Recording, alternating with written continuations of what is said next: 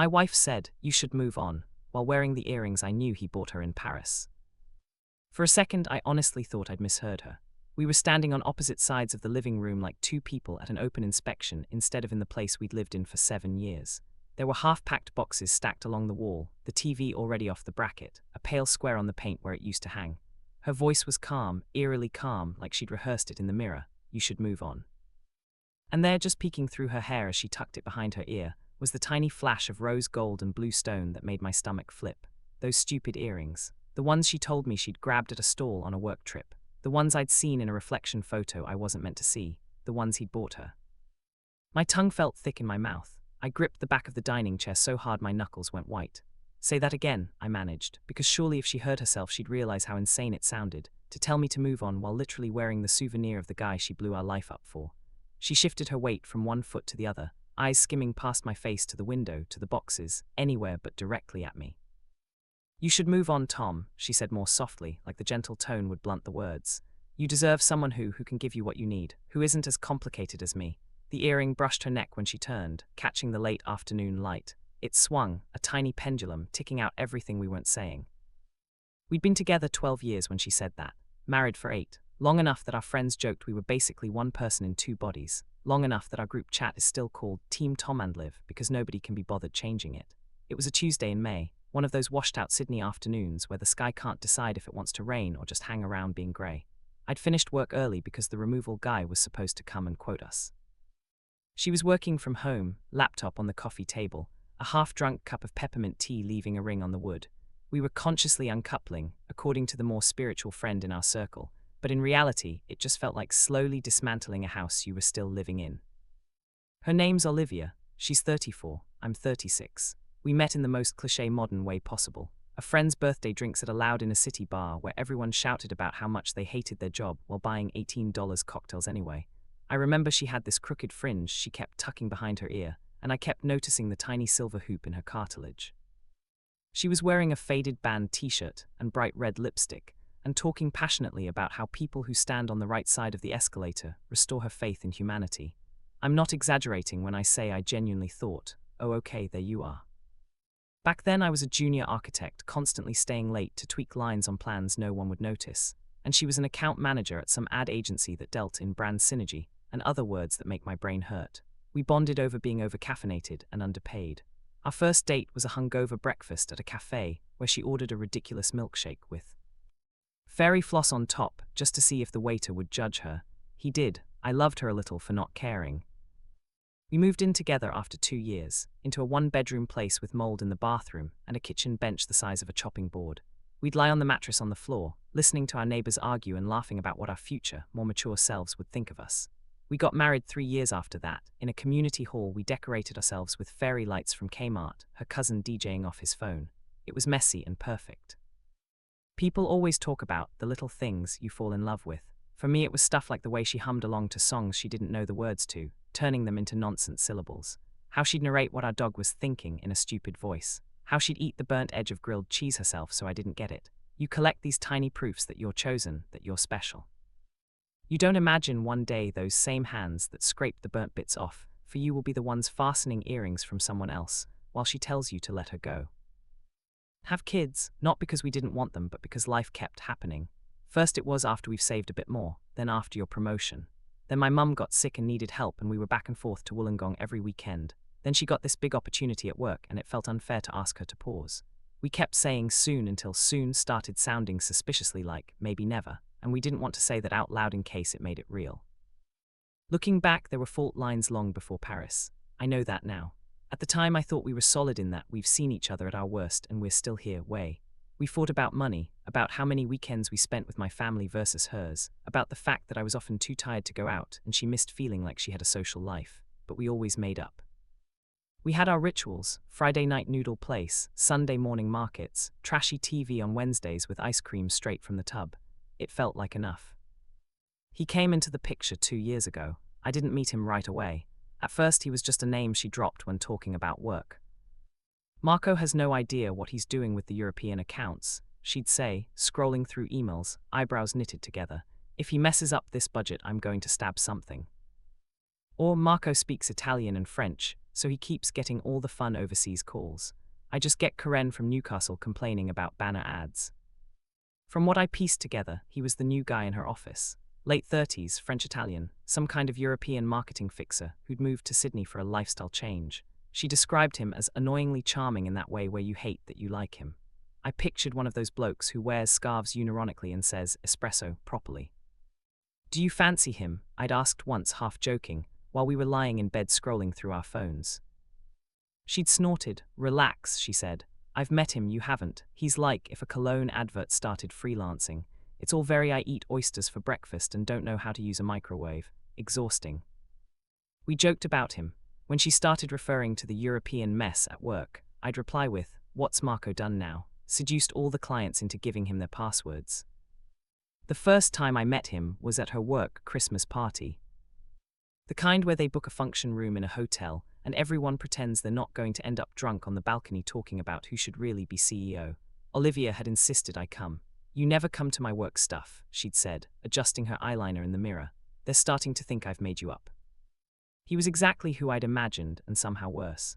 Handsome in that slightly ageless way, olive skin, dark hair with a bit of grey at the temples that somehow made him more attractive rather than less. Slim suit that probably cost more than my monthly rent. When she introduced us, he did that continental two-cheek kiss thing that made me feel like a sweaty potato in comparison. "Ah, the famous Tom," he said, in an accent I couldn't quite place. "At last, I meet the man who tolerates Olivia's 7 email rants, eh?" "I schedule them," she said, poking him in the arm. "Respect my process." I shook his hand. It was warm, firm, the way LinkedIn tells you a handshake should be. I remember thinking, okay, yeah, he's charming, but that doesn't mean anything. Lots of people are charming.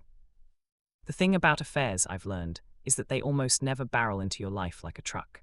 They seep in, little leaks you ignore until one day there's water pooling around your feet. My first real moment came 6 months later, when she told me she'd be going to Paris for a week. "It's for work," she said, trying for casual and landing somewhere near Overbright. We were in the kitchen, her laptop open on the bench, emails pinging. The agency won a pitch with this European skincare brand, and they want the Sydney team in the room for the global campaign launch. It's kind of a big deal. "Paris," I repeated, as in actual Paris, France. "No, Paris, Texas," she said, rolling her eyes. "Yes, France, city of pastries and dog poop on sidewalks." "Who's going?" I asked. She hesitated for half a beat. "Me, obviously," she said. "And Marco, he's the European contact, and Sophie from strategy.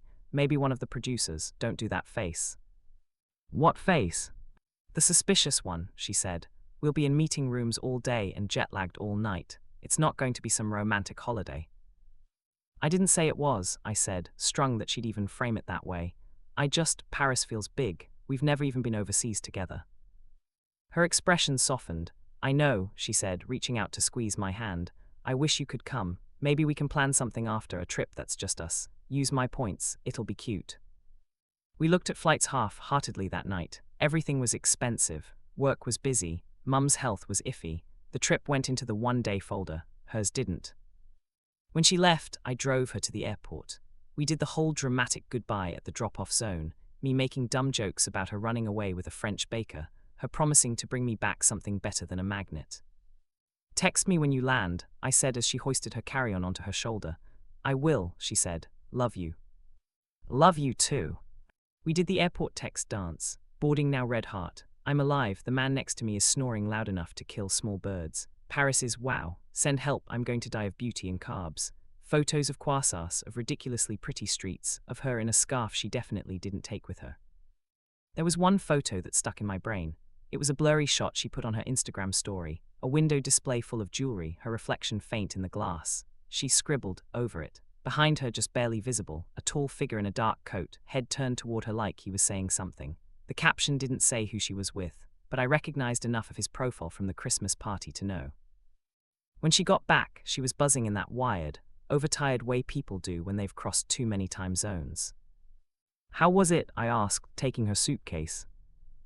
"Insane," she said. "You would have had an architectural orgasm. There's literally a building that looks like it's melting." "Sexy," I said. "Did you bring me back a melting building?" "Better," she said, digging in her bag.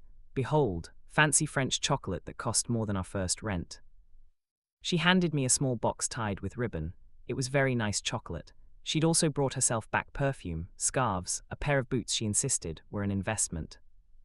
And the earrings. I noticed them 2 days after she got back. Tiny rose gold hoops with a dark blue stone, not flashy but different. Adult, they suited her in a way that made my chest ache, because she looked like the version of herself she'd always wanted to be when she was 23 and we were living off noodles. New? I asked, brushing her hair aside to look closer as she stood by the mirror. She froze for half a second, a barely the hitch in the movement of her hands, then smiled. Yeah, she said lightly. Little stall near the hotel. They were cheap, don't worry. I didn't say anything about money, I said. You thought it, she teased. I saw your eyebrows. I let it go because why wouldn't I? People buy themselves jewelry on holiday. It's a thing. The weird little hitch, I told myself, was probably just because she was tired. The real punch in the gut came a week later in the stupidest way. I was scrolling through Facebook on my lunch break at work, procrastinating on a floor plan I really needed to finish when I saw a post from one of her coworkers. A group photo in front of some Parisian monument, all smiles and lanyards. I zoomed in because I'm nosy. There was Olivia in the middle, leaning into Marco. There were the earrings. And there in the caption was the sentence that wedged itself in my brain. Big thanks to Marco Leclerc for the gorgeous earrings for the team's spoilt, Paris-based boss. Earrings for the team. I read it 3 times, then clicked through to his profile like a man actively poking a bruise. There he was in all his curated glory. Photos in Rome, in New York, at Bondi, always with a drink in hand, surrounded by different clusters of coworkers who all looked like they adored him. In one carousel from Paris, there was a shot of a jewelry stand, rows of earrings. A caption in French that, when I chucked it into Google Translate, came out as, because they deserve to sparkle as much as the clients. I sat there in my office, fluorescent lights buzzing, and felt something cold settle in my gut.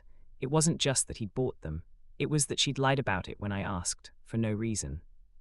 She could have said, he bought some for the team, isn't that sweet? And I would have rolled my eyes and said some joke about HR nightmare, then moved on. Instead, she'd invented a stall. That implied something. Maybe not yet something physical, but something.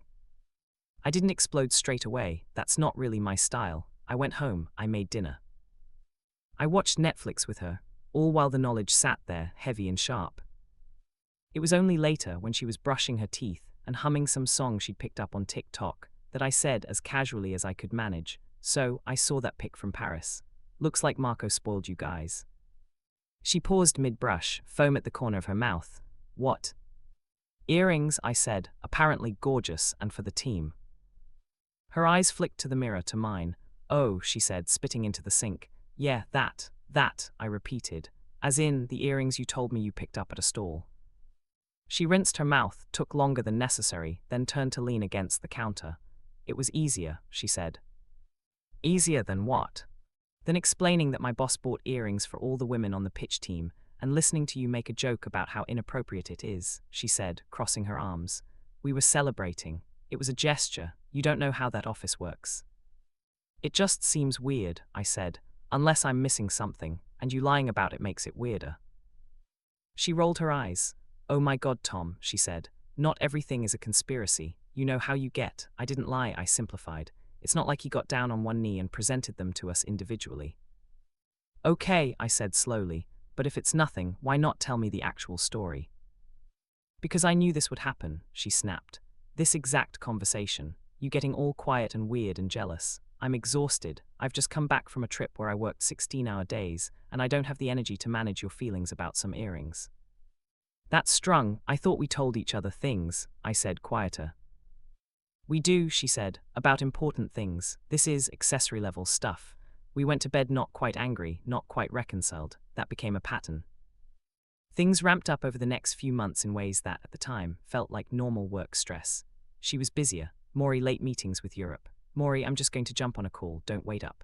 I'd come out of the shower and hear her laughing softly in the study, English lilting with something else through the door. When I'd poke my head in, she'd angle the laptop slightly or put on her work voice. You're paranoid, I told myself every time my stomach knotted. She's always been close with coworkers, it's how she is. But then there were the tiny fractures. Her phone, which had always lived face up on the coffee table, suddenly turned over. When it buzzed and I happened to be looking, she'd move it without looking like she'd done it on purpose. She started going out more with work people. Friday drinks that turned into, we're actually going to this little wine bar in Sarai Hills, I might be late.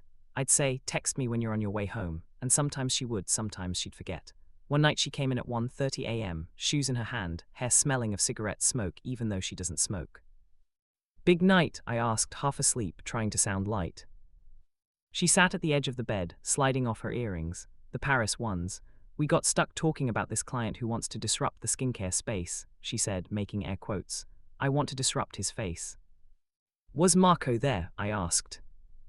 Is this 20 questions? She shot back. It's a yes or no question, I said.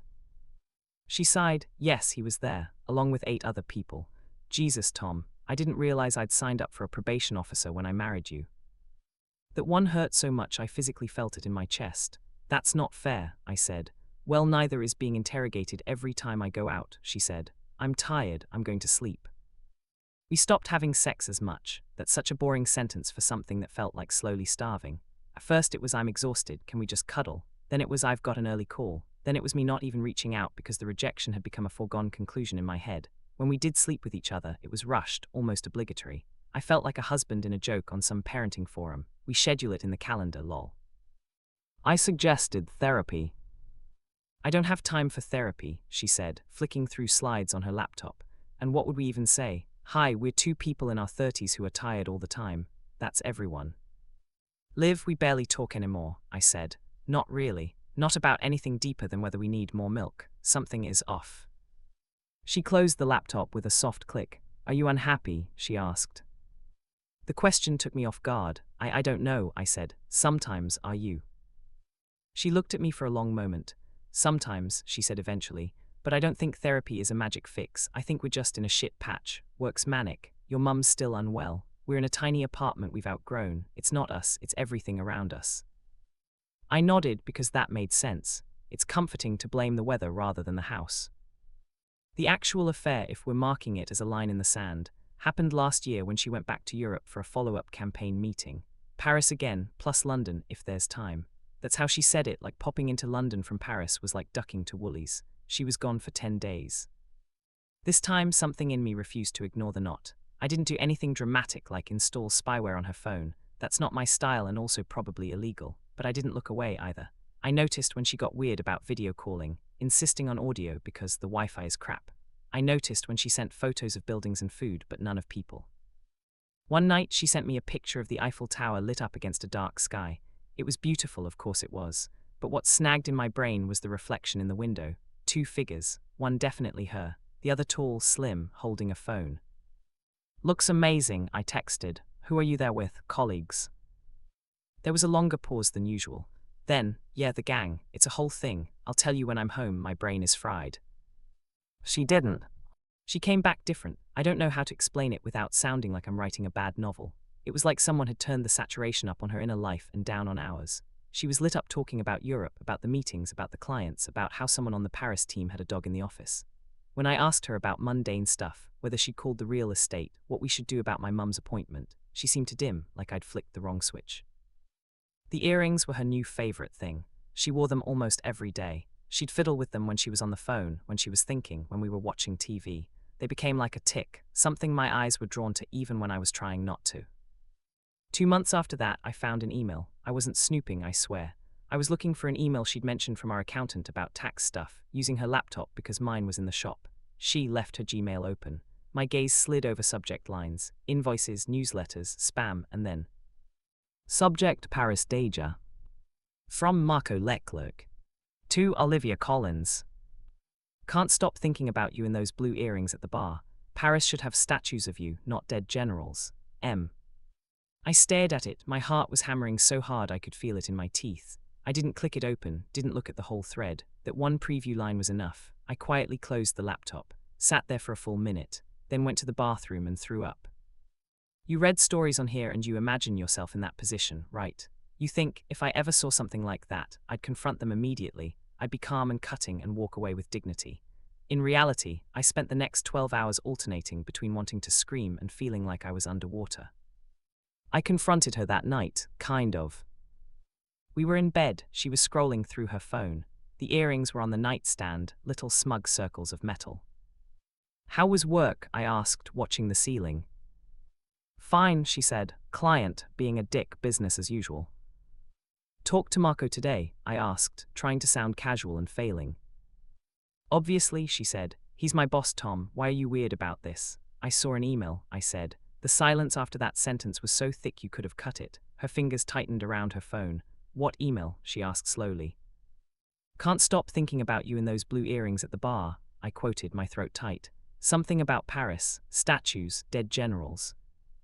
She closed her eyes just for a second, then opened them and stared at the ceiling too. You went through my emails, she said. I was looking for the accountant, I said. You left your laptop open. I saw the subject line. I didn't have to go through anything, it was just there. That's still a boundary, she said weakly.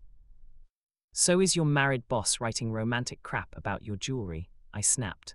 Don't do that thing where the problem is that I found it.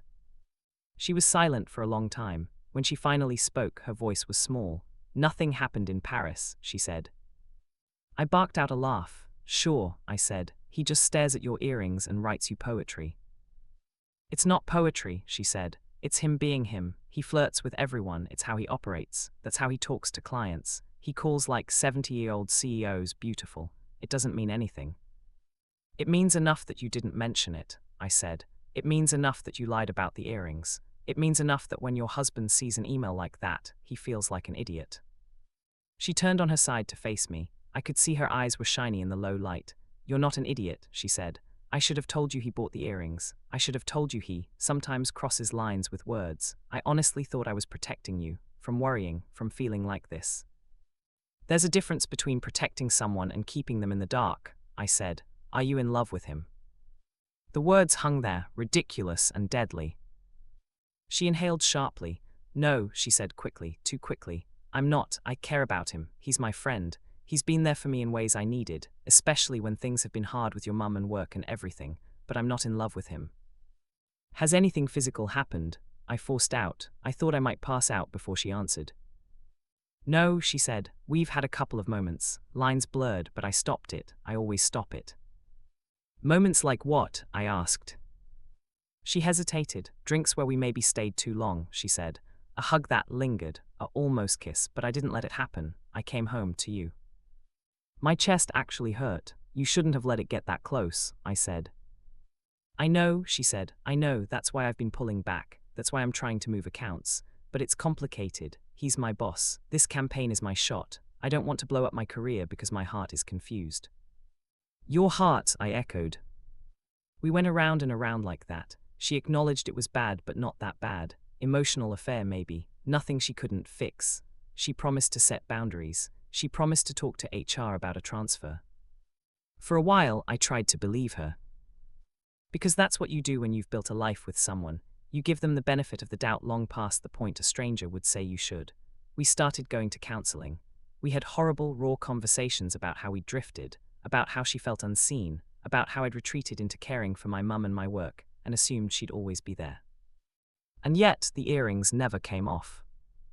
Even after she agreed that the relationship with Marco had crossed lines, she still wore them at least twice a week. She said she liked how they looked, said that throwing them away would be giving them too much power. I argued, we fought. Eventually I gave up telling myself they were just bits of metal. 6 months ago my mum died. We'd been expecting it in that way you do when someone been sick for a long time, but the actual event still hit like a truck. Olivia was there, physically. She held my hand at the funeral, passed me tissues, did what needed to be done, but there was this distance behind her eyes. A week later, I found a receipt in the pocket of her jeans when I was doing laundry. A hotel in the city, one night, 2 weeks earlier, the night she told me she was staying back at the office to finish a pitch deck. My hands started shaking. I put the receipt back, waited. It felt like waiting for a storm you can't see but can feel in the air. When I finally confronted her, she didn't deny it. Yes, she said, sitting on the edge of the bed, fingers worrying at the hem of her shirt. I slept with him. Once. We were drunk after a huge meeting. It was a blur. I felt guilty the second it was happening and even more after. I don't have a good excuse. How long have you been lying to me? I asked. My voice came out hoarse. She squeezed her eyes shut. I don't know, she said. In some ways since Paris. In other ways only since that night. I never meant to. I never thought I'd be that person, Tom. I wish I could say I left immediately. packed a bag, called a lawyer, never looked back. Instead, I moved into the spare room. We cried, we yelled. We sat in the therapist's beige room and tried to dissect exactly where it all went to shit, as if figuring out the precise moment would let us rewind. She said she ended it, said she told Marco it was a mistake, that she loved her husband, that she couldn't see him outside of work anymore. I believed maybe 60% of it. The other 40% was just blank. We tried, I'll give us that. We really did date nights. No phone time. Long walks where we talked about things other than work and grief and him. There were days I felt like maybe, if I squinted, we were finding our way back. Then there were days when she'd go quiet after a message, or I'd catch a look on her face when a notification popped up, and it all came crashing back. Trust is weird. You think of it as a switch, but it's more like a muscle. Once it rips, you can rehab it, but it's never quite as strong.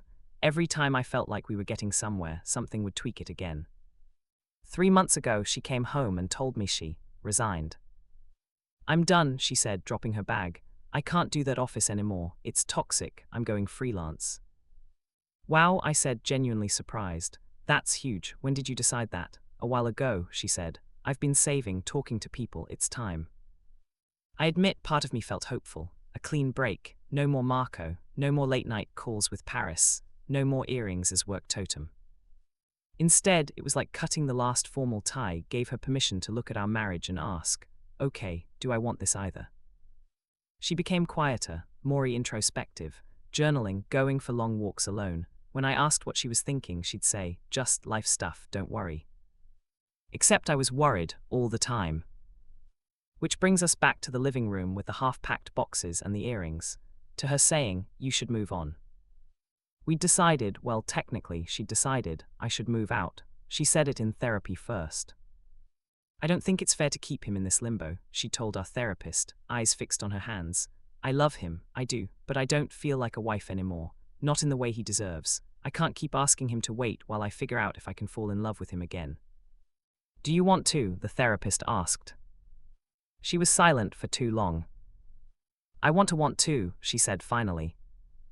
So we made practical plans, looked at rentals, sorted furniture into his and hers, told our friends we were taking time apart, and watched them carefully rearrange their faces into neutral.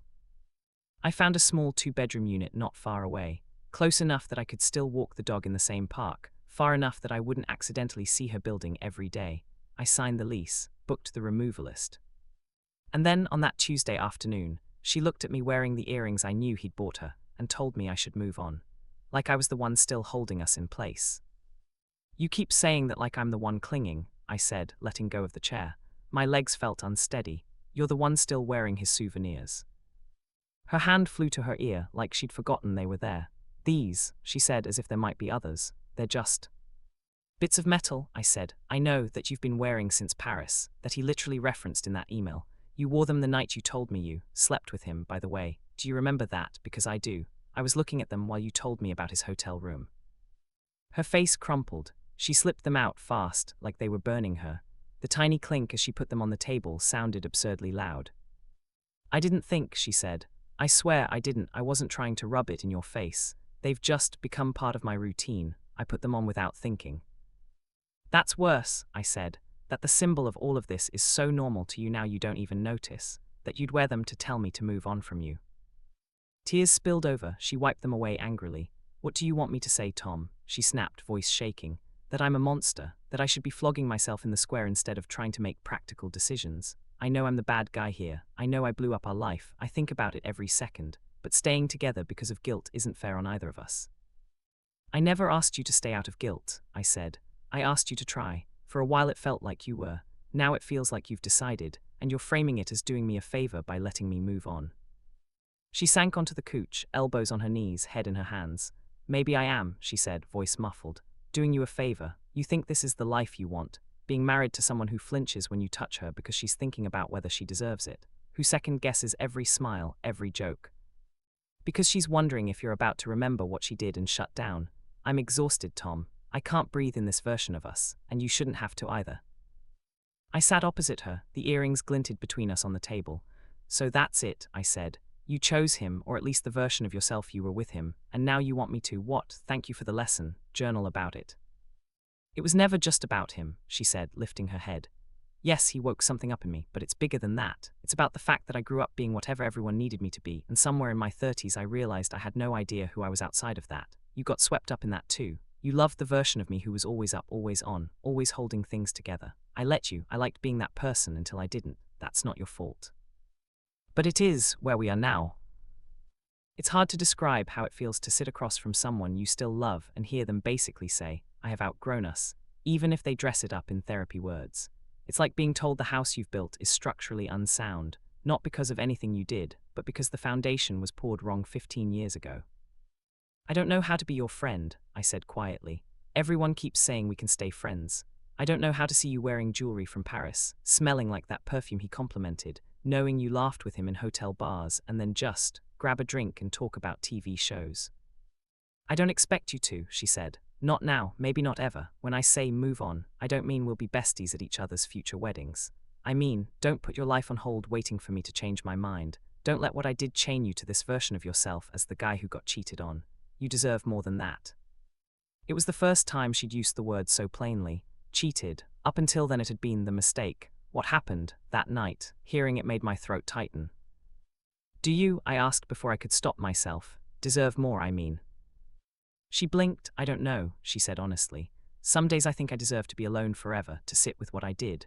Other days I think, maybe this was the only way I was ever going to blow up all the ways I was living dishonestly. I hate that you got caught in the blast. If I could go back and end things before Paris, I would. I didn't, that's on me." The removalist came 10 minutes later. Big guy, tattooed arms, smelling faintly of lynx. "You right, mate?" he asked when I opened the door, eyes flicking between my red face and the boxes. "Yeah," I lied, "just moving on." He nodded like he'd heard that 100 times. Maybe he had. We loaded my life into his truck in 2 trips. The couch, my desk, the bed we'd bought together but she said I should take because I'll get something new. The side table my dad made, my clothes, my books, the plants that would definitely die within the month because she wasn't there to remind me to water them properly. When we were done, the apartment looked weirdly huge and weirdly small at the same time. Empty spaces where my stuff had been, her things still in their place. The picture rails were still lined with photos of us at various weddings and parties, our arms slung around each other, eyes crinkled. Surreal, seeing those 2 people while feeling like a stranger in the present. At the door, she hugged me. It was one of those stiff, awkward hugs you give someone at a funeral. "I'm sorry," she whispered into my shoulder. "I'm so sorry." "I know," I said. "I just don't know what to do with that." She pulled back, wiped her eyes, and before I could say anything, she picked up the earrings from the coffee table and pressed them into my hand. "Throw them out," she said. "Sell them, smash them with a hammer, do whatever you want. I can't, I shouldn't have kept wearing them. You were right." I looked at them, tiny, beautiful, stupid things, blue stone winking up at me like an eye. For a second I pictured chucking them off the balcony, watching them glint and disappear. "Keep them," I said instead, closing her fingers back over them. "They're a better reminder for you than for me." She flinched like I'd slapped her, but she curled her fingers around them all the same. That was 2 months ago. I'm writing this from my new place, sitting on a couch that still smells faintly like her perfume if I bury my face in the cushions. I haven't, not in the last week anyway. Progress.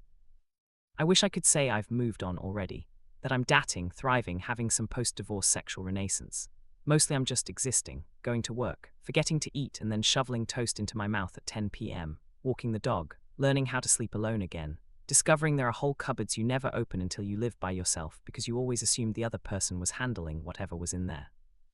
Sometimes I have moments of clarity where I think she was right. Not about the earrings, there's still part of me that can't believe she wore them that day, but about us not being sustainable in the place we ended up. About how much resentment was humming under the surface on both sides, even before Marco and Paris and hotel receipts. Other times, I scroll back far enough through my camera roll to find a video of her tipsy on our old balcony, singing to the dog with a spoon as a microphone, earrings nowhere in sight, and I feel like someone punched a hole through my chest. Friends ask if I'd ever forgive her. My answer changes depending on the day. On the good days, I say, I already kind of do, in the sense that I don't want to spend my life hatting her or myself. On the bad days, I say nothing and change the subject.